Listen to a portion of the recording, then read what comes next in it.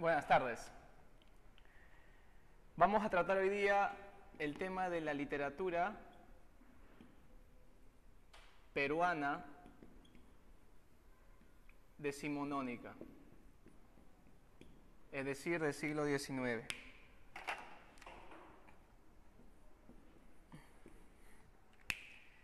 Ya hemos tratado de esta literatura en clases anteriores, cuando hablamos de la literatura de la emancipación y el costumbrismo. Hoy día vamos a hablar de dos movimientos, y estos movimientos se enmarcan en la mitad hacia finales del siglo XIX. Estos dos movimientos van a ser sucesivamente desde el año 1848, fines de la década del 40 en el siglo XIX. Entonces estamos pues a mediados del siglo XIX,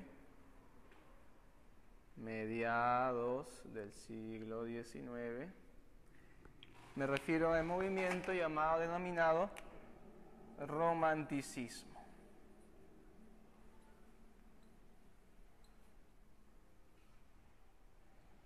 A partir de la guerra con Chile, a partir después de la guerra con Chile, 1879, comienza el proceso, ¿está bien?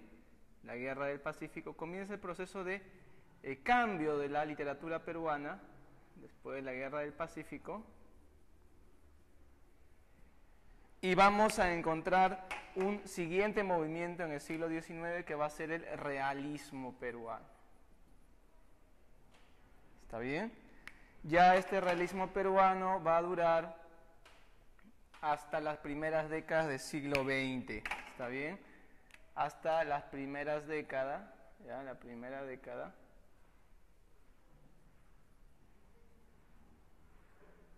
del siglo XX.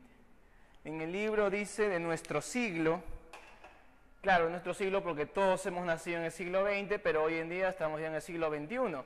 Así que para evitar confusiones, problemas, te digo primera década del siglo XX, ¿está bien? Así que ya sabes, literatura peruana del siglo XIX, de romanticismo y realismo, tenemos acá los contextos.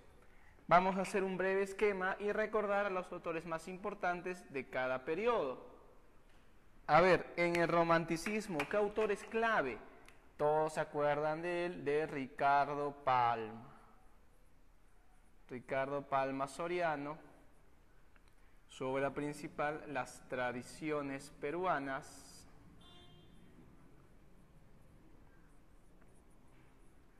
que suma más de 455. Una destacada, como es un texto dependiente de una colección de relatos, entrecomillado, una tradición va a ser Don Dimas de la Tijereta. Don Dimas de la Tijereta. ¿Está bien? Vamos a encontrar allí Don Dimas de la Tijereta. ¿Está bien? Autor importante, Ricardo Palma, obra clave de las tradiciones peruanas, que son 455 tradiciones, y una destacada, Don Dimas de la Tijereta. Como es un texto dependiente, va entrecomillado. ¿Está bien? En el realismo, el autor clave va a ser Manuel. ¿Está bien? Manuel González de Prada. González Prada. Él escribió poemarios, libros de ensayos y discursos. Lo principal de él va a ser el libro de artículos, ensayos y discursos, Páginas Libres.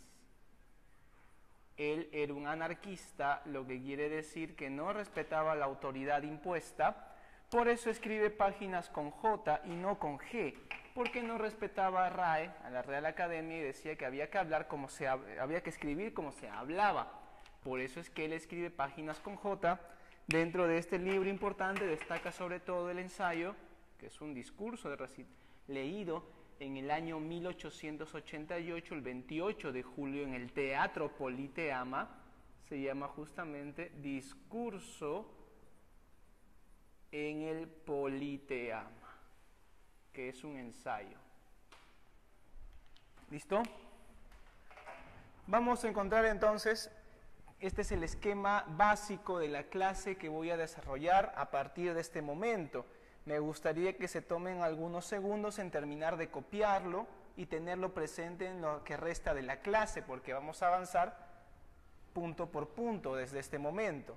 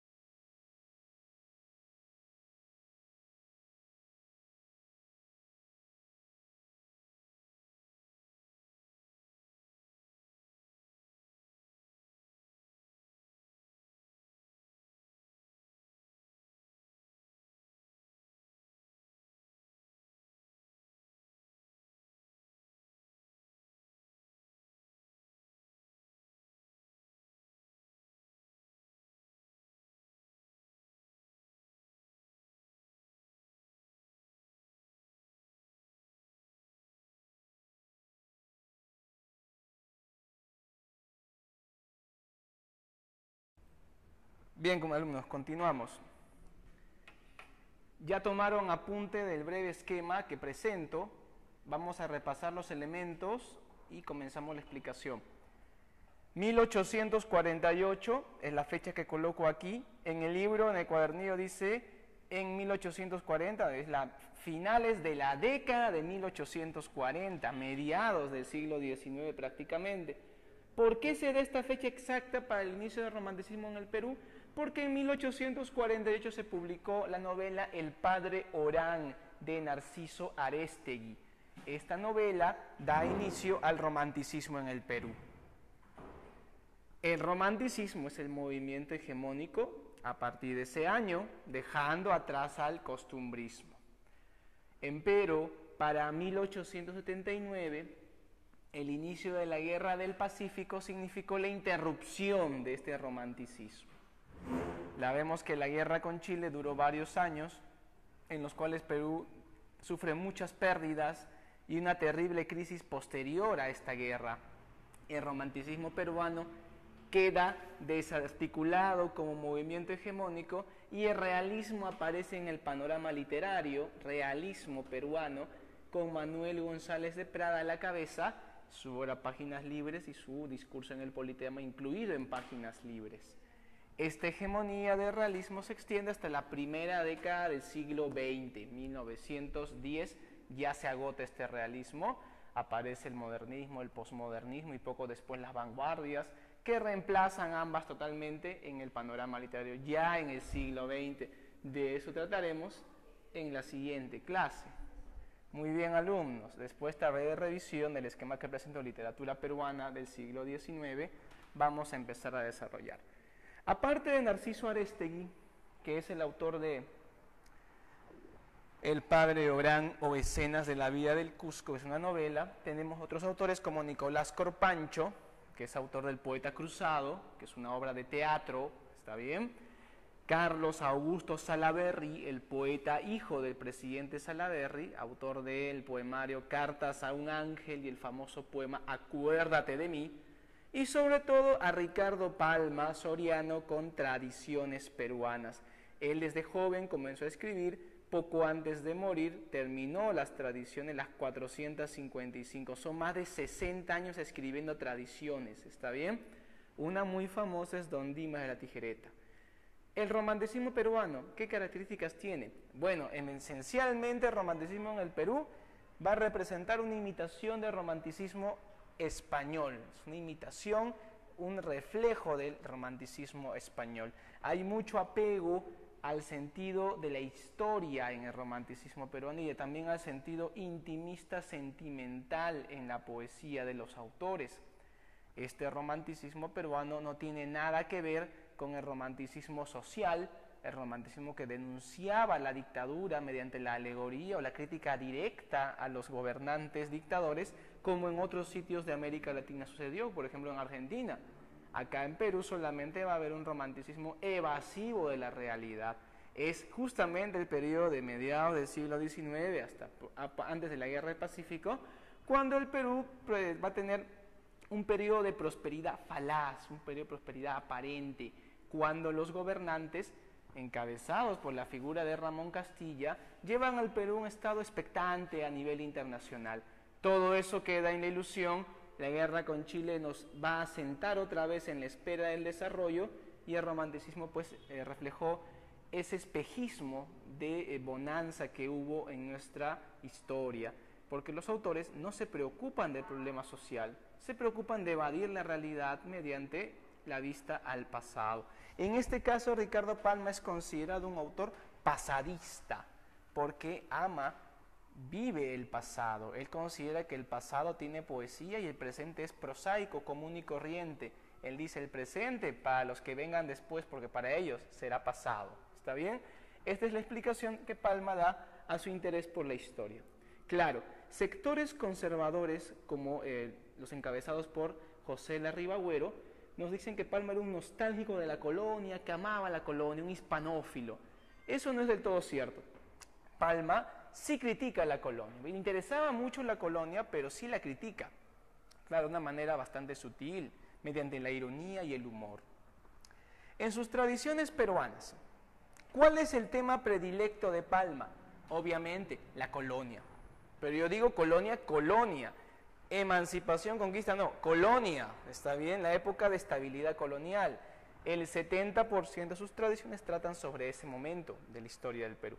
Un breve grupo sobre emancipación, otro breve grupo sobre conquista y unas cuantitas de la República, casi ninguna, y unas poquitas de la época incaica, casi ninguna. Así que la colonia es el grueso de las, incluido emancipación, conquista, casi todo prácticamente. ¿Está bien? Eso tiene una explicación muy interesante. En Europa, el romanticismo historicista se centra mucho en la Edad Media, porque es la edad mágica, la edad legendaria de la formación de las identidades y las tradiciones populares. Aquí en América Latina no tenemos Edad Media. Nuestro equivalente en América Latina es la colonia. Entonces Palma no tiene para hablar una leyenda medieval, pero tiene para hablar una leyenda colonial. Esa es la explicación por la cual Palma demuestra adaptar la forma romántica historicista europea en nuestro medio. Ya sabemos, tradiciones peruanas, estilo, oralidad, ironía, mucho humor, mucha chispa criolla. Palma es un experto en el manejo de sus recursos lingüísticos.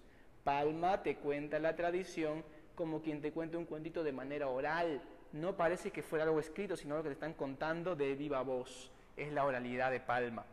En Don Dimas de la Tijereta, por ejemplo, encontramos un cuento de viejas de cómo un abogado engañó al diablo.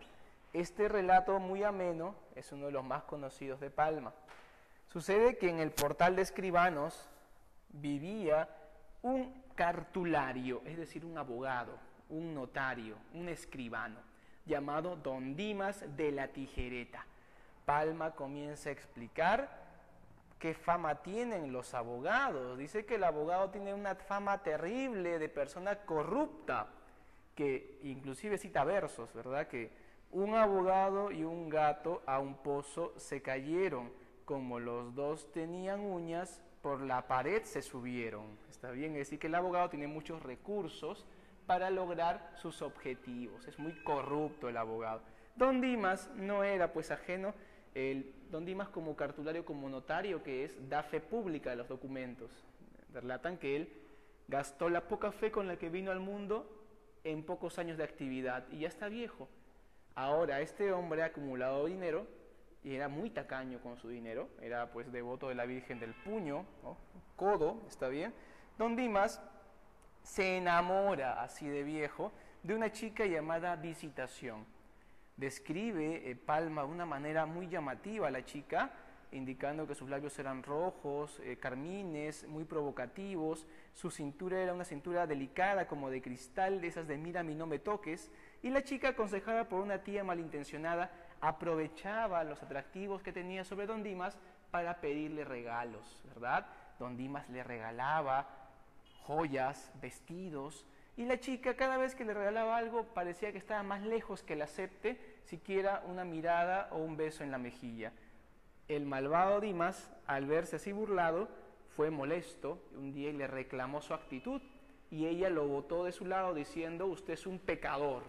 Don Dimas, ofendido, pensó: esta chica dice que yo peco, que soy lujurioso, yo me sé milagros de ella más grandes que todo el santoral junto. Entonces, bueno, haciendo alusión a que la chica tenía su fama de chica mala, obviamente. Don Dimas se aleja de la ciudad y en un cerro alejado reniega diciendo: sería capaz de entregar mi almilla al demonio por el amor de esa bella criatura. Satanás escuchó eso en el infierno, mandó a llamar a Lilith, uno de sus mejores diablitos emisarios, y le mandó con un encargo: ofrecerle lo que pida Don Dimas a cambio de su almilla, porque Satanás dijo: ese hombre no aprecia su alma, le llama almilla, ¿verdad? El contrato indicaba que Don Dimas debía entregar al rey de los Avernos su almilla al cabo de 3 años, a cambio del amor de una bella mujer llamada Visitación. Don Dimas, luego de firmar el contrato, vuelve a su casa y encuentra a Visitación en su casa, le abre la puerta ella misma, cierra la puerta abrazándola. Imagínate el resto que pasa, no puedo contarte yo, ni Palma tampoco te lo cuenta. Palma te dice solamente: no hay que tentar al lector, no hay que tentar a la gente con cosas que después le pueden ir a hacer caer al infierno, ¿verdad? Saca tu cuenta que no quiere contarte. Así pasan 3 años, Don Dimas y la chica están, pero llega a cumplirse el plazo. Cuando se cumple el plazo, aparece Lilith y le reclama a Don Dimas sobre el pago. Don Dimas le dice: bueno, señor, le voy a pagar, y él empieza a sacarse la camisa. El demonio le dice: señor, yo tengo mucha fuerza, lo puedo cargar a usted vestido desnudo e igual va a arder por siempre en el infierno. Don Dimas responde: si no me desnudo, si no me quito la camisa, no te puedo pagar bien. Se quita la camisa, se saca la ropa interior que tiene y le entrega esto al diablo, a Lilith. Lilith le dice: ¿qué es esto? Y Don Dimas: bueno, señor, como que esto es una almilla y que me costó muy caro, así que acá está el pago. Lilith se molesta y le responde: ¿cómo que esta es tu almilla? El contrato dice tu alma. No, señor, dice Don Dimas. Almilla, dice bien claro. Y se lo lleva al infierno y él reclamando en el camino. Abajo en el Averno, Satanás hizo un juicio. Don Dimas dijo: evitémonos problemas de morosidad procesal, no hay que demorar mucho. Tráiganme un diccionario de RAE, del diccionario de la Academia, la última edición. Trajeron el diccionario, porque en esa época ya había diccionarios. Revisaron qué significaba almilla y significaba prenda interior masculina. Entonces el demonio, por no perder, se queda con la almilla, aunque sea, y devuelve a Don Dimas a la tierra con vida. Él fue un alma que nunca pudo descansar en paz. Cuando quiso ir al cielo de muerto, cuando muere, su espíritu no puede entrar porque es abogado y corrupto, y quería ir al infierno y no aceptaban notarios en el infierno. Así que sigue vagando por Lima desde esa época. Está bien, Don Dimas de la Tijereta. ¿Cómo ves? Ricardo Palma mezcla la historia con la fantasía, la oralidad, el humor, la ironía, y logra un relato muy ameno, Don Dimas de la Tijereta, una de las 455 tradiciones peruanas. Bien, avanzamos. Vamos con el realismo. La guerra con Chile, la guerra del Pacífico o guerra del guano y el salitre, es una guerra muy cruenta que trae al Perú diversos problemas y en la cual muchos intelectuales como Manuel González Prado toman la palabra, elevan la voz, criticando racionalmente los defectos del Perú que llevan a esta desastrosa derrota. El realismo, recordamos, aparece en Francia a mediados del siglo XIX, con autores como Honorato de Balzac, Gustave Flaubert, se desarrolla en Rusia con Dostoyevsky, por ejemplo, y en España con la obra de Benito Pérez Galdós y José María Pereda. Estos autores sirven como antecedente a Manuel González Prada. La diferencia es que en el Perú el máximo exponente no fue narrador de sí, porque escribe cuentos, pero no es lo principal, fue ensayista. ¿Está bien? Aparte de él, también tenemos autoras como, por ejemplo, Clorinda Mato, Clorinda Mato de Turner, escribe Ave sin nido.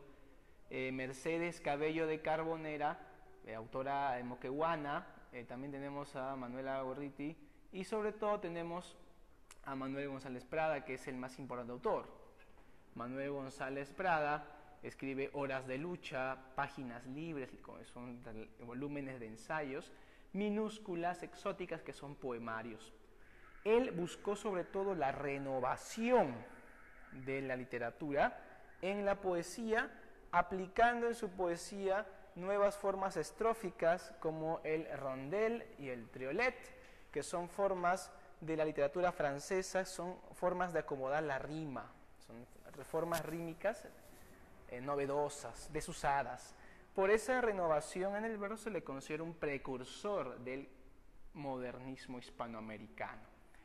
En el ensayo, él escribe influenciado por el positivismo, que es pues, la corriente ideológica que da mucha importancia a las ciencias, y también por el naturalismo, que es una vertiente de realismo que describe con mucha crudeza los aspectos más sórdidos y negativos de la realidad.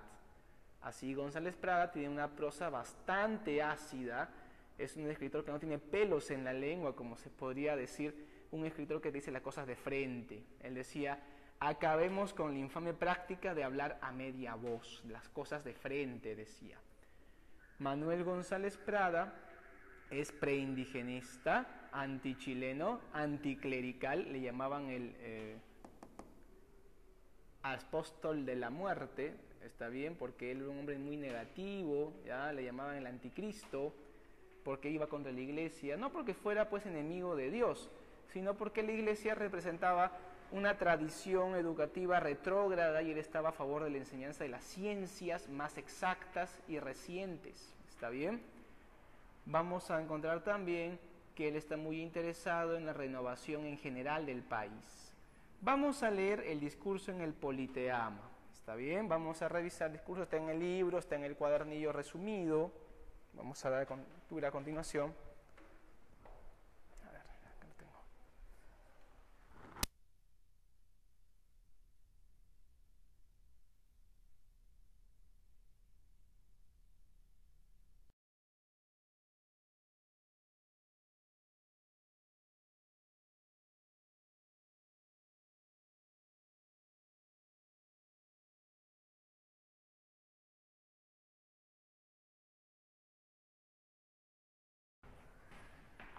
Bien, vamos a revisar los fragmentos que encontramos en el cuadernillo, explicando cada fragmento.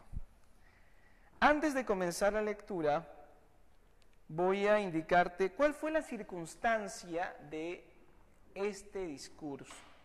Mucha gente discursa en el Politeama, discursa en el Politeama, y no saben quién lo escuchó, quién lo leyó, con qué intención fue escrito, con qué ocasión. Esto es muy importante para que entiendas el significado del texto. Corría el año 1888, hace ya casi un lustro, que Lima se vio liberada de la ocupación chilena. Los chicos entre 15 y 17 años, prácticamente la edad que tienen ustedes en su mayoría, han pasado su más tierna infancia, desde los 7 años, 8 años, 6 años, bajo la ocupación chilena. Ellos, cuando los chilenos atacaron Lima y los limeños, bueno, los soldados que quedaban del ejército lucharon en San Juan de Miraflores y muchos civiles también en la batalla de Miraflores pelearon contra el invasor chileno y murieron en el campo de batalla. Estos chicos aún eran niños, así como ustedes eran niños hace 7 años, 8 años atrás. Ustedes ahora son adolescentes, antes eran niños. Ustedes no han podido ir al campo de batalla porque están aún pequeños. Estos muchachos, en el año 1888, van a organizar una velada patriótica. ¿Está bien? ¿Qué es eso? Una noche en la que en el Teatro Politeama se presentaban pues poemarios, recitación de poesía, discursos, y entre los discursos clave va a estar el discurso en el Politeama de Manuel González Prada. Ahora tú pensarás, profesor, ¿y por qué hicieron esto estos chicos? Lo hicieron porque en esa época las provincias de Tacna y Arica eran cautivas de Chile. Chile tenía la intención de devolver a Perú, a estas provincias, pues en un momento, y Perú debía comprar la libertad de las provincias, se hizo el estanco de la sal y todo el asunto, pero la verdad es que Chile no tenía intención de hacerlo y demoraba mucho la entrega.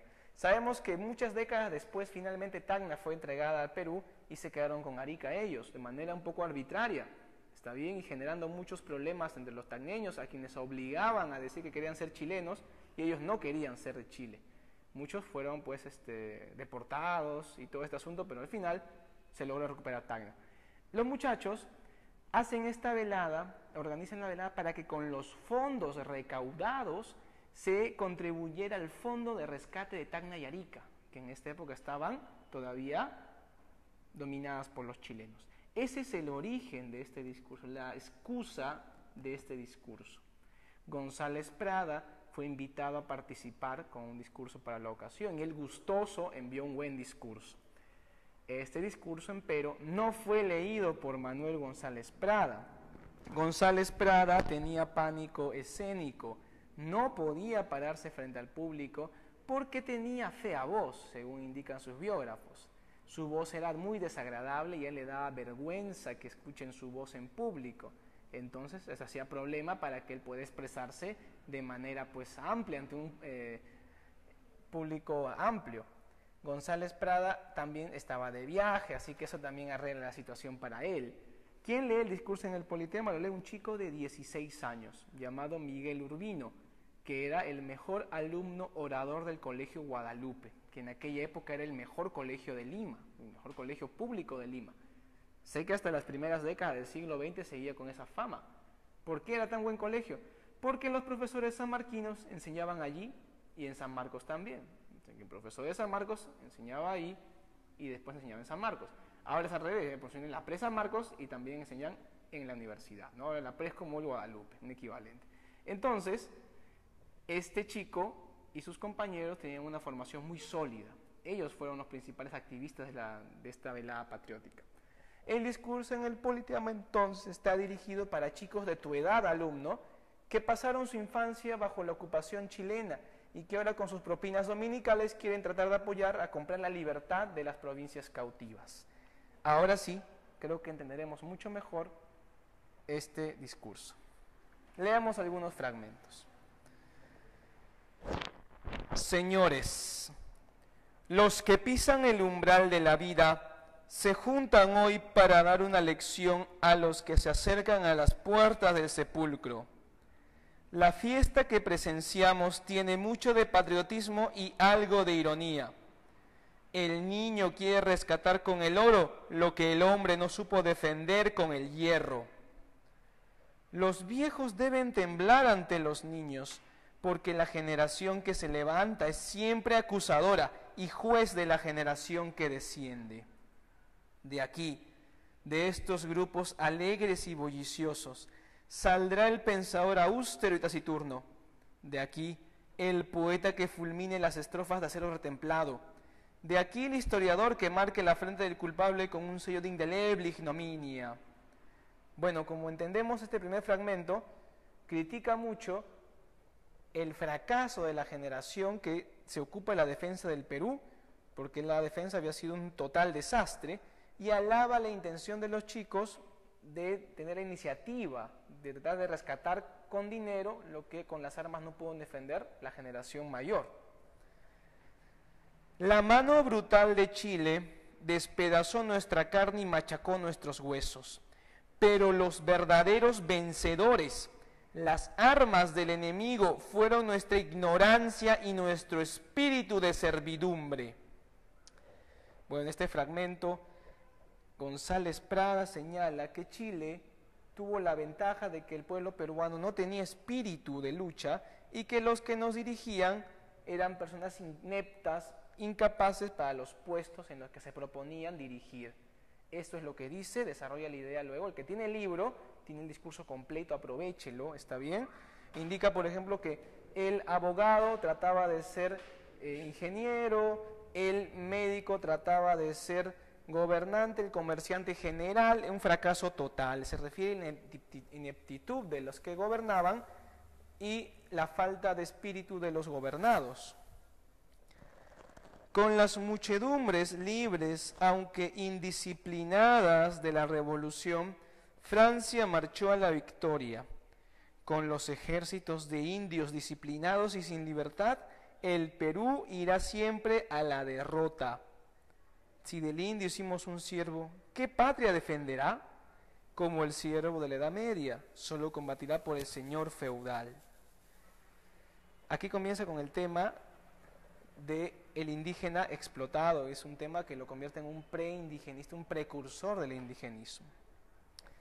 Si la ignorancia de los gobernantes y la servidumbre de los gobernados fueron nuestros vencedores, acudamos a la ciencia, ese redentor que nos enseña a suavizar la tiranía de la naturaleza. Adoremos la libertad, esa madre engendradora de hombres fuertes. Aquí la alusión a la ciencia demuestra el espíritu positivista de Manuel González Prada, gran cultor de la matemática y las ciencias básicas, como la química, que era fanático. Eso demuestra una actitud pues moderna, una actitud que ve al futuro, al adelanto tecnológico y no al pasado como Palma, que se opone a su visión del mundo. Ahora se centra en el tema del indígena. Hablo, señores, de la libertad para todos y principalmente para los más desvalidos. No forman el verdadero Perú las agrupaciones de criollos extranjeros que habitan la faja de tierra situada entre el Pacífico y los Andes. La nación está formada por las muchedumbres de indios diseminadas en la banda oriental de la cordillera. 300 años ha que el indio rastrea en las capas inferiores de la civilización, siendo un híbrido con los vicios del bárbaro y sin las virtudes del europeo. Enseñarle siquiera a leer y escribir, y veréis si en un cuarto de siglo se levanta o no la dignidad de hombre. Cuando tengamos pueblo sin espíritu de servidumbre y políticos a la altura del siglo, recuperaremos Arica y Tacna, y entonces, y solo entonces, marcharemos sobre Iquique y Tarapacá, daremos el golpe decisivo, primero y último. Esto implica antichileno, ánimo revanchista, belicista, llama a la recuperación de los territorios perdidos. Obviamente la actitud de González Prada no es exagerada en el contexto. Los chilenos habían exacerbado en su población el ánimo de invadir territorio peruano y boliviano. González Prada lo único que hace acá es demostrar que también un peruano puede incentivar a la revancha contra los chilenos. Hoy en día este espíritu está casi totalmente anulado en el Perú y en Chile es muy constante el sentido de que Perú no puede tener ni un territorio más que Chile y ahora están en el corte de La Haya demostrando este espíritu imbatible que tiene. Terminamos este fragmento. En esta obra de reconstitución y venganza no contemos con los hombres del pasado. Los troncos añosos y carcomidos produjeron ya sus flores de aroma deletérea y sus frutos de sabor amargo. Que vengan árboles nuevos a dar flores nuevas y frutas nuevas, los viejos a la tumba, los jóvenes a la obra. Imagínate cómo aplaudieron los chicos en ese momento en el Teatro Politeama. Este discurso es una síntesis de las ideas que van a denominar todo lo que es la obra de González Prada, ¿verdad? Hemos revisado sus ideas principales. También tenemos algunos fragmentos de su poesía, como te decía, un soneto muy bonito, un triolet, un rondel. Recuerda que el triolet y rondel son formas de acomodar la rima de los versos, formas de la literatura francesa que convierten a González Prada no solo en el precursor del indigenismo, junto con Clorinda Amato, sino también lo convierten en el precursor del modernismo en la poesía. ¿Está bien? Ahora, alumnos, los voy a invitar a resolver los ejercicios en clase. Les voy a dar un par de minutos y luego vamos a explicar las claves y vamos a explicar también los enunciados que componen la clave.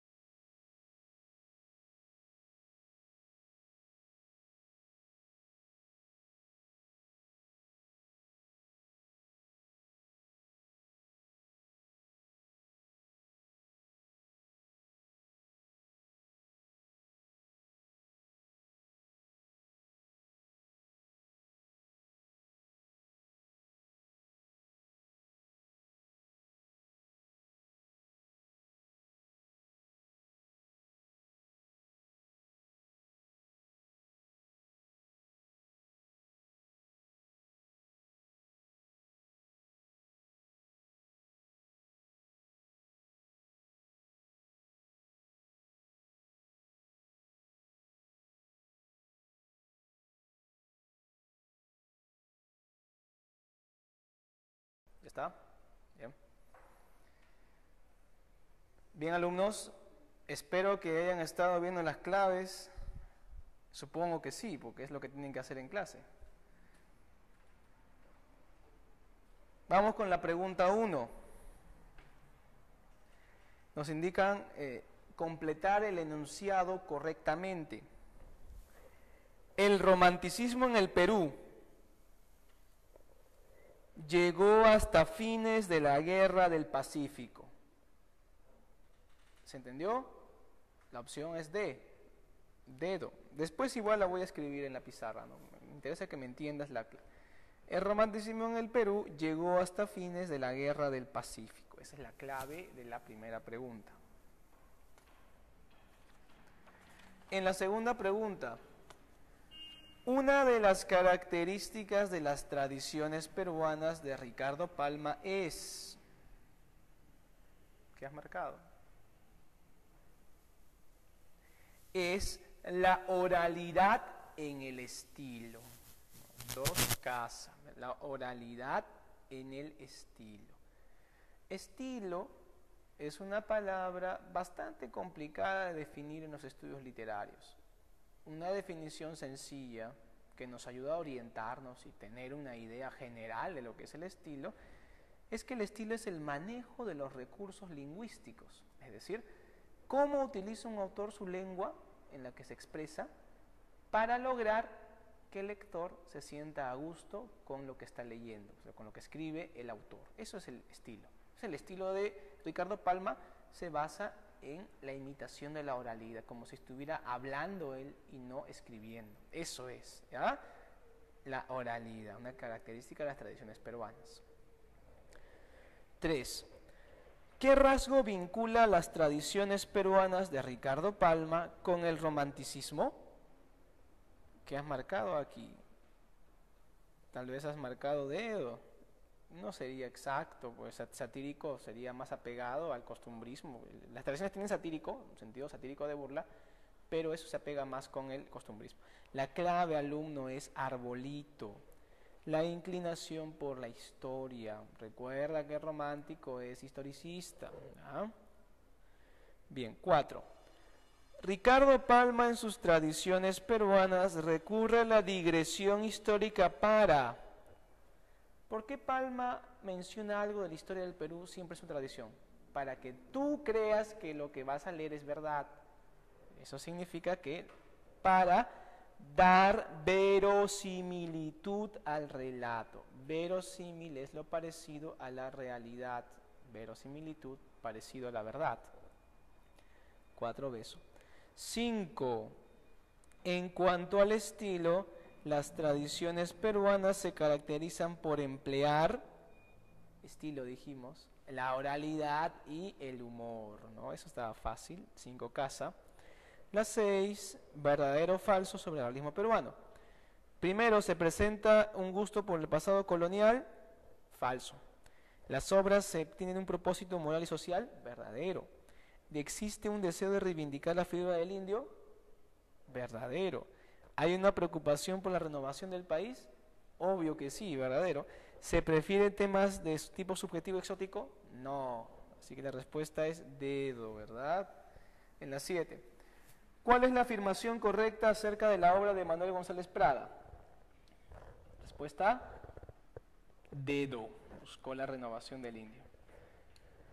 Manuel González Prada, figura importante del realismo peruano, critica la indolencia, la corrupción y la falsedad social.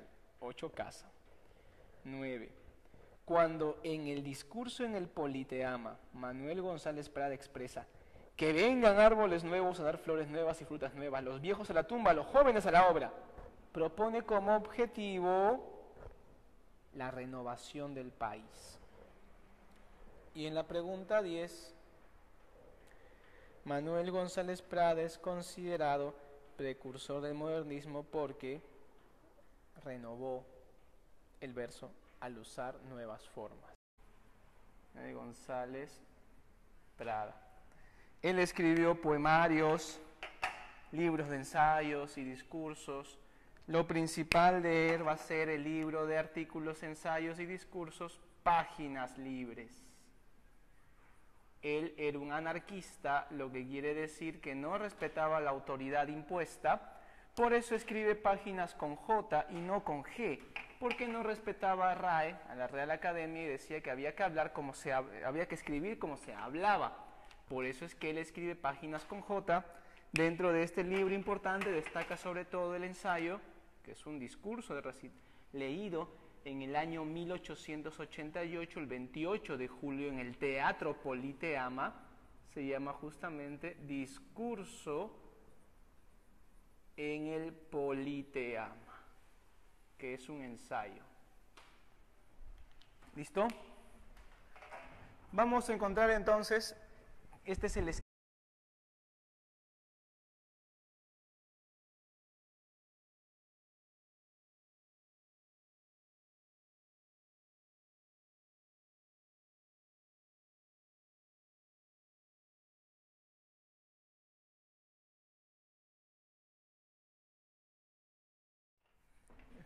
Buenas tardes. Vamos a tratar hoy día el tema de la literatura peruana decimonónica, es decir, del siglo XIX.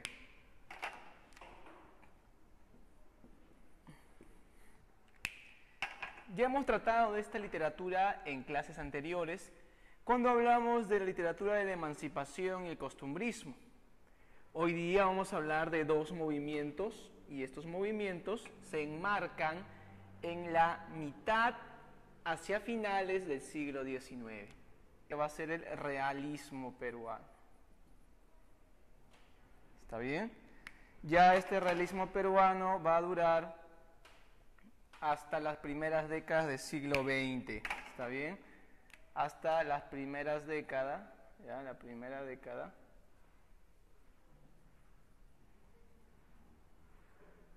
del siglo XX. En el libro dice de nuestro siglo, claro, nuestro siglo porque todos hemos nacido en el siglo XX, pero hoy en día estamos ya en el siglo XXI. Así que para evitar confusiones, problemas, te digo primera década del siglo XX. ¿Está bien?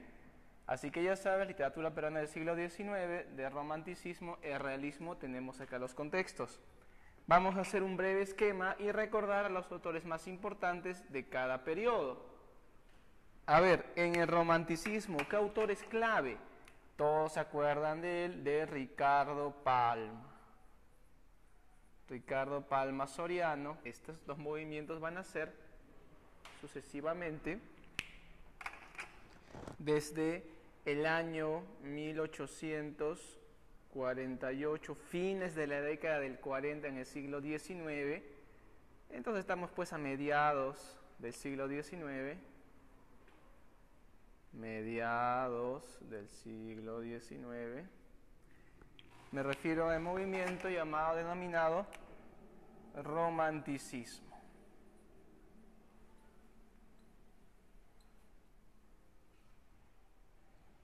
A partir de la guerra con Chile, a partir después de la guerra con Chile, 1879, comienza el proceso, ¿está bien? La guerra del Pacífico, comienza el proceso de cambio de la literatura peruana, después de la guerra del Pacífico, y vamos a encontrar un siguiente movimiento en el siglo XIX que sobre la principal, las tradiciones peruanas,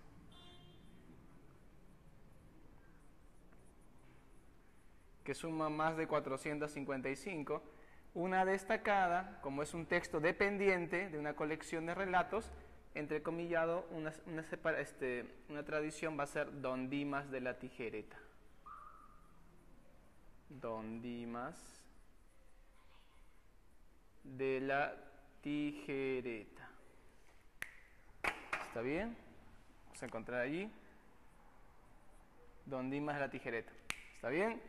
Autor importante, Ricardo Palma, obra clave de las tradiciones peruanas, que son 455 tradiciones, y una destacada, Don Dimas de la Tijereta. Como es un texto dependiente, va entrecomillado. ¿Está bien?